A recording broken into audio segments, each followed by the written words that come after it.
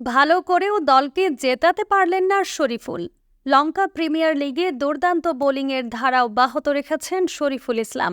প্রথম ম্যাচের মতো আজও 2 উইকেট নিয়েছেন তিনি। তবে বল হাতে নিজে দারুণ কিছু করলেও দলীয় ভাগ্যে পরিবর্তন আনতে পারছেন না বাংলাদেশি পেসার। ডাম্বুলায় আজও শরীফুলকে পরাজয় সঙ্গী করে মাঠ ছাড়তে হয়েছে। গতকাল টুর্নামেন্টে প্রথম ম্যাচ খেলতে নেমে জাতীয় দলের সতীর্থ তাসকিন আহমেদের দল কলম্বো স্ট্রাইকার্সের কাছে শেষ ওভারের রোমাঞ্চে 2 রানের হার দেখতে হয়েছিল। আজ রানে নয়, গল মার্ভেলসের কাছে 6 উইকেটের হার মেনে নিতে হয়েছে। অথচ নিজের কাজটা দুর্দান্তভাবে করে যাচ্ছেন শরীফুল। প্রথম ম্যাচের মতো আজও শুরুতে ক্যান্ডি ফালকনসকে উইকেট এনে দিয়েছেন।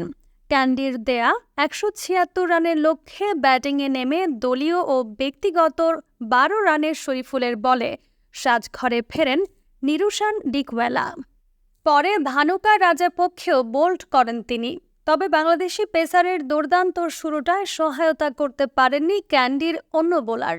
ক্যান্ডির বোলারদের ব্যর্থতার সুযোগ নিয়ে দ্বিতীয় উইকেটে 79 রানের জুটি গড়ে দলকে ম্যাচের নিয়ন্ত্রণ এনে দেন গলের 2 ব্যাটার অ্যালেক্স হেলস ও টিম সেইফার্ড। 38 রান করা হেলসকে আউট করে ক্যান্ডিকে ম্যাচে ফেরানোর চেষ্টা করেন অধিনায়ক ওয়ানিন্দু হাসারাঙ্গা।